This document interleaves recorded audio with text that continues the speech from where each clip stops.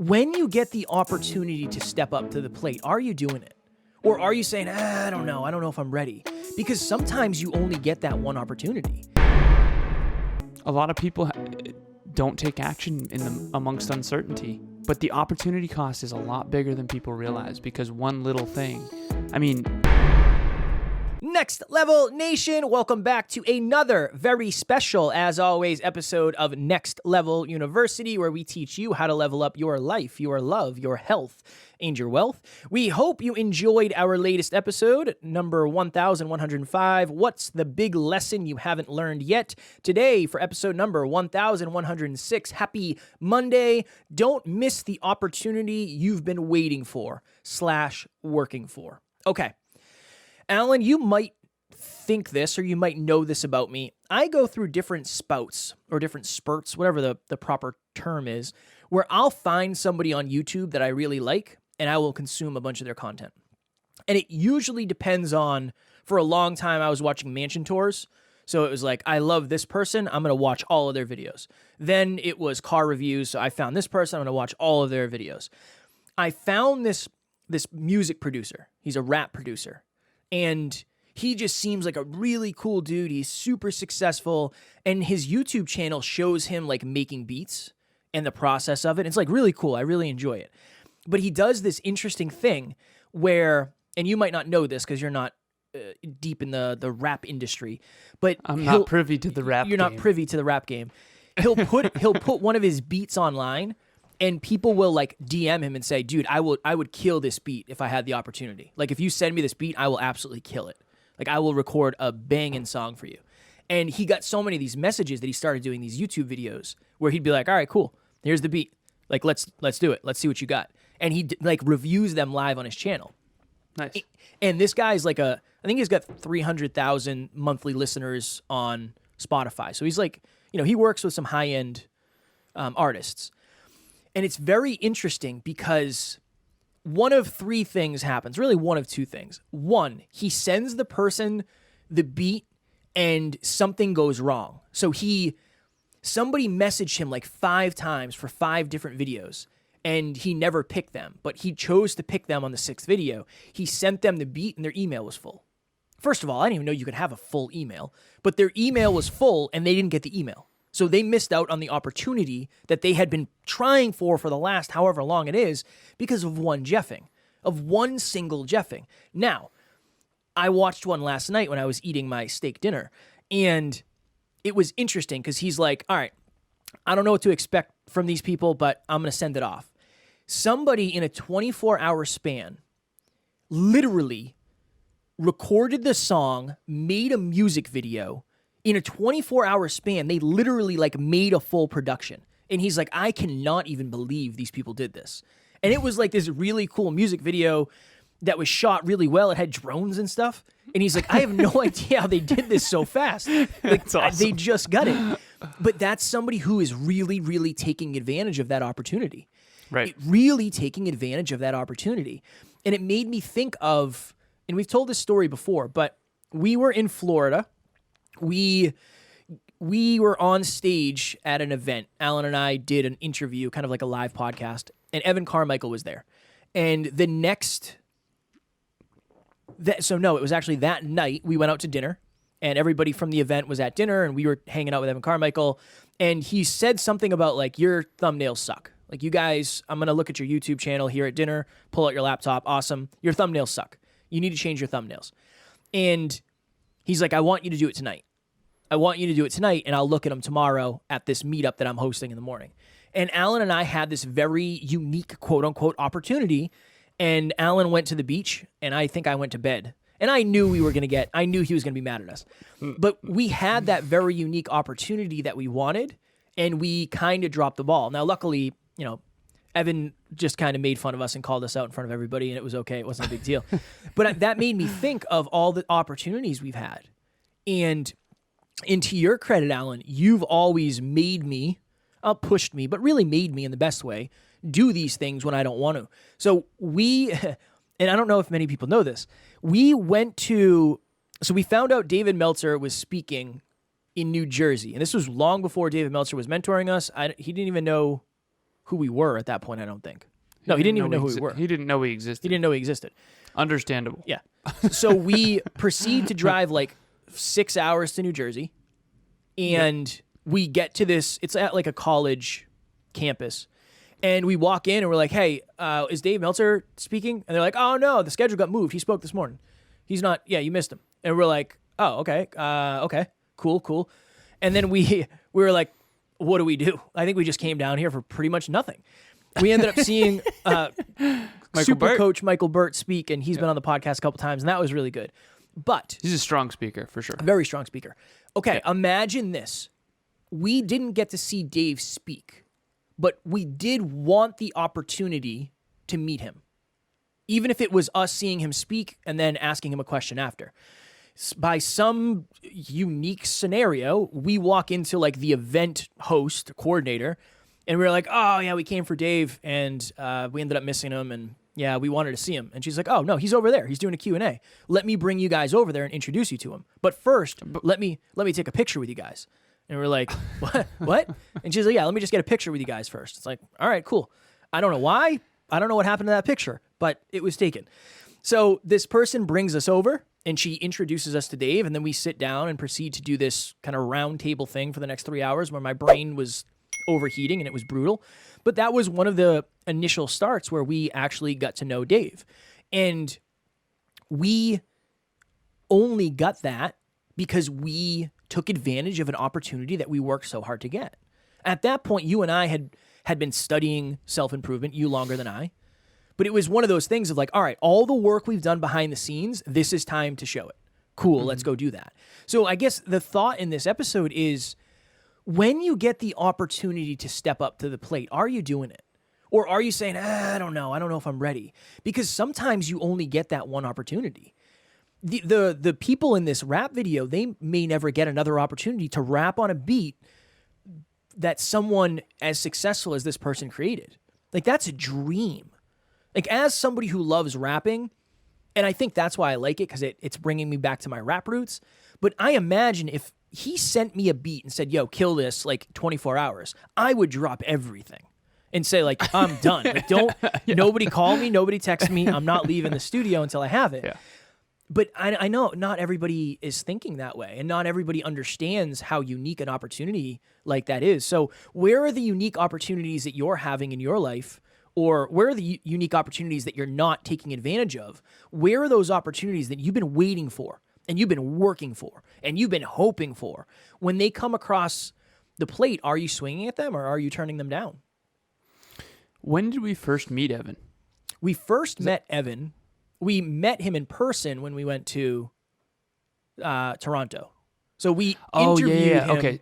And then he... So real quick, let me tell the story. Sorry. I asked you a question, then I interrupt you. Don't butcher it.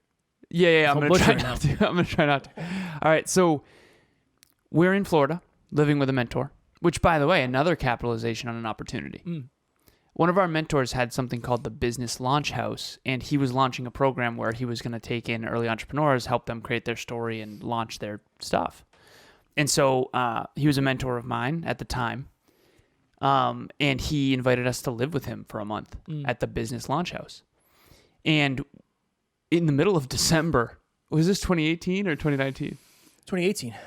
2018. So we packed up and moved to Florida for a month in the middle of the holidays. And we said, screw the holidays. We're just going to do this. Again, you want to talk about an opportunity that you don't normally get. Yeah. We ended up creating a website. We ended up filing for our LLC. Actually, like, there's a lot of stuff. I mean, we were working like 14-hour days every day. Yeah. That was one of the most productive times we've ever had, for sure. That was really... There's nothing else to do. We don't have any friends. No. We're in Jacksonville, Florida. It was perfect. It was perfect. I remember I had a couple of people say, like, why? Like, what are you going to do? You're going to miss Christmas? And I said, like, you don't understand. Has anybody ever offered... This doesn't happen. Yeah.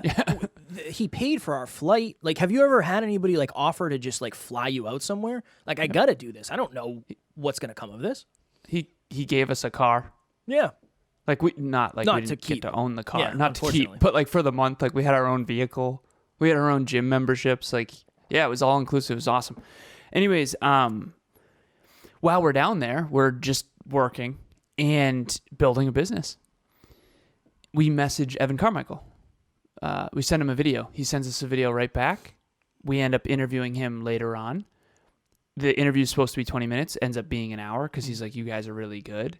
He says you guys are way too good to be doing only 2 episodes a week. You got to bump those numbers up. Those are rookie numbers in this racket, right?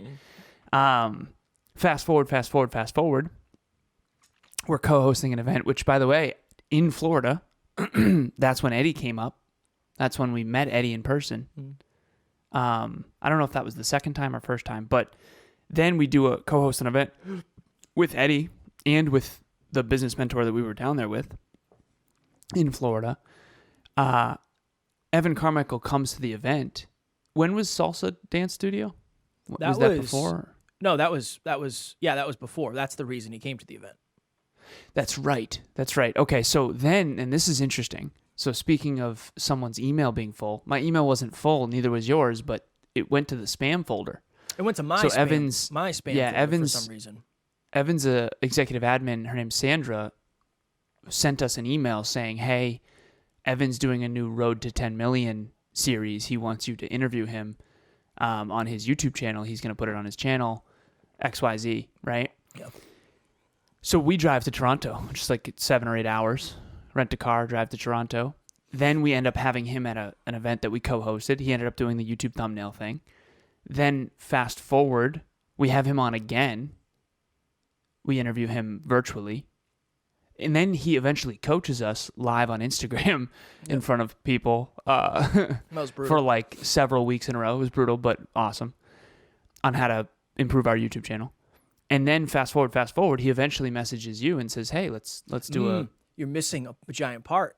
What am I missing? He's the one who got us to change from hyperconscious to Next Level University.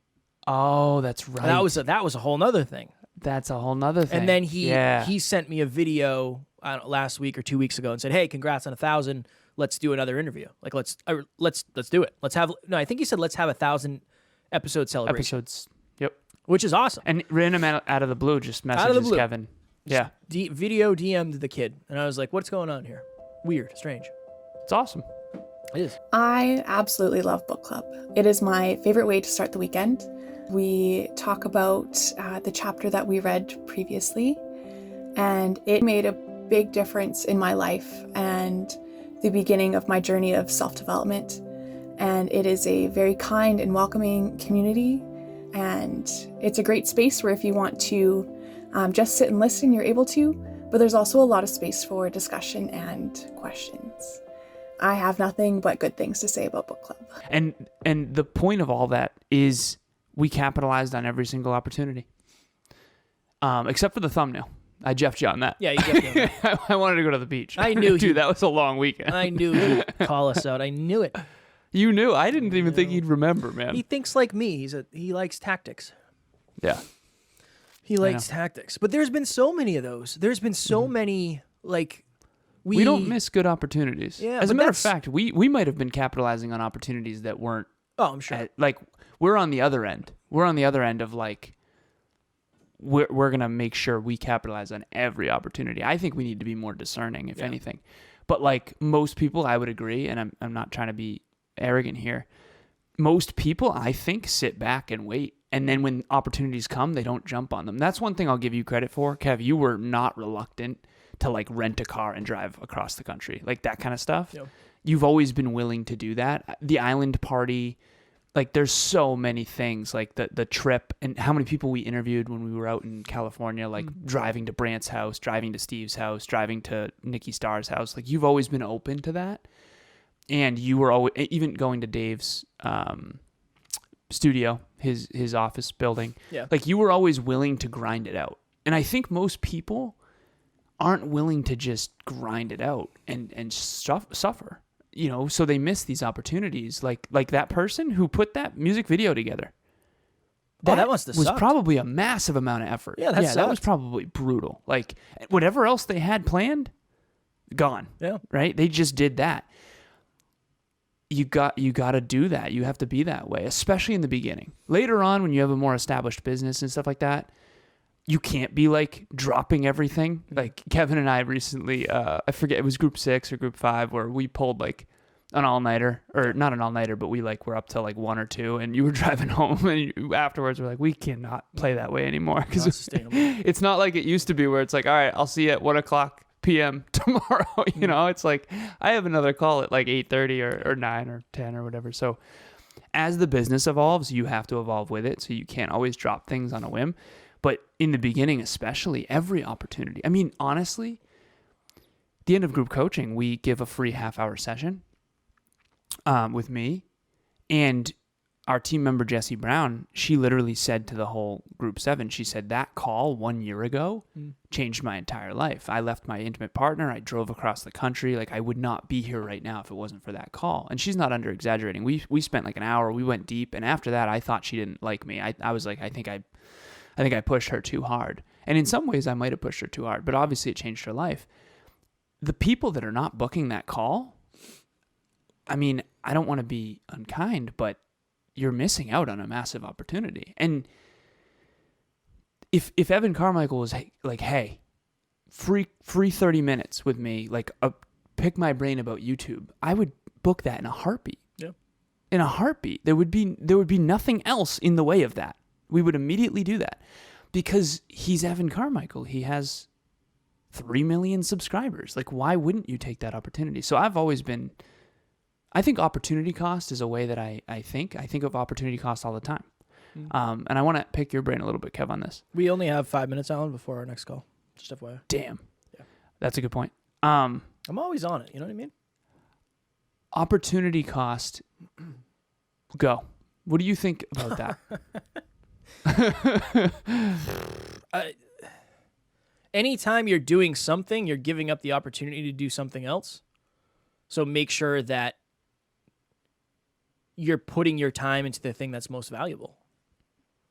That's what I would say. So not capitalizing when we found that email in Kevin's spam to like drive to the salsa studio to be interviewed. I mean, think about how much our video production quality came up after that. He had 3 cameras set up, you know, it changed. And then David London ended up being a client who we met there. Like, it all connects. Yeah. The opportunity is too big for us to miss it. And it's hard for people to calculate that, I think.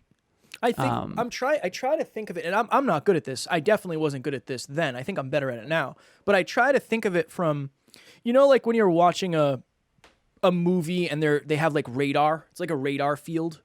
It's like a big V. I think of it as what we're doing today is the very beginning. It's like the bend in the V, and it just goes outward. So you never know like what this one thing might end up covering in terms of like overall area. That's how I'm trying to think of it now.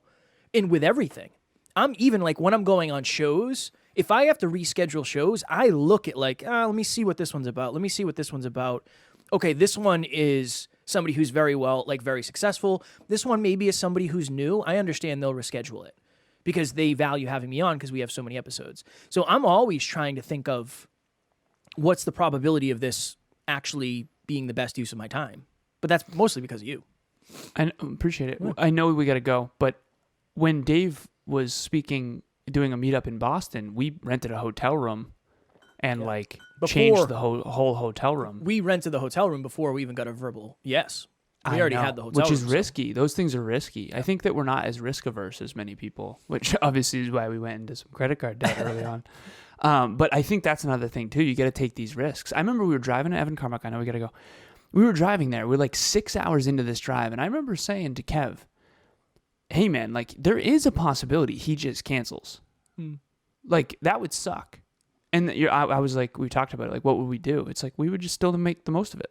Yeah. We would like record still and we had our gear. Get some social media content, watch friends, eat some food. We'd figure something out. Yeah. I mean, it's happened. I'm sure it's happened before. I don't know. I can't think off the top of my head, but I'm sure we've had things fall through and we planned them out. A lot of people don't take action amongst uncertainty, but the opportunity cost is a lot bigger than people realize because one little thing. I mean, Amy and Jenna talk about this all the time. Like, what if they didn't come to your World Within Live? Right? And now they're on the team, and Jenna's a supervisor now, and the dreams are coming true. Now Amy lives in Nashville. Back then, that was their first ever personal development event. You know, that one thing really can change your entire life. At least your direction, which will change your whole life. So, yeah, fire episode. Next Level Nation, we are always trying to create opportunities for you. And that's what group coaching is. It's an opportunity for you to get in a room with other people who want more, who want to get to the next level. And it's an opportunity for you to get in the room with Alan and I behind the scenes. So if you think the podcast is valuable, just imagine what behind the scenes is, where we can really be specific, ask you questions, and then answer based on those questions. So it is closing, or starting, I guess is the best way to phrase it, October 4th, 2022, our 8th round of group coaching. Please, please, please join. Everything you need to know is in the show notes. Also, you already know this. We have a private Facebook group. We just hit 650 listeners, members. The Next Level family is all in there. Like-minded, growth-oriented people who feel misunderstood by their friends and family, who want a place where it's safe to chase dreams and goals, where it's safe to be growth-oriented, where it's safe to have a growth mindset. Join us. The link will be in the show notes. I do know from experience, a lot of my clients have told me this, several listeners have told me this, several team members have told me this. They feel so much safer posting in there. They've posted things in there that they would never, ever, ever have posted on their Facebook. Whether we want to admit it to ourselves or not, we are afraid to post certain things on our Facebook because it's not private, and our friends and family and friends from our past, family, extended family are all on there. And yes, people are judgmental. People will make judgments. It is what it is. So the private Facebook group is going to allow you to lean into who you really are. And that can be dipping your toe into your authenticity with a safer place to be vulnerable. We don't allow any disrespect in that group. So join us, see us in there, and we hope to see you post. Next Level Nation, tomorrow for episode number 1107, last week's live podcast, 3 simple mindset shifts to improve your relationship now. We haven't talked about love in a minute, so we wanted to do a live episode on that. You'll hear that tomorrow. As always, we love you. We appreciate you. Grateful for each and every one of you. And at NLU, we don't have fans. We have family. We will talk to you all tomorrow. Please reach out.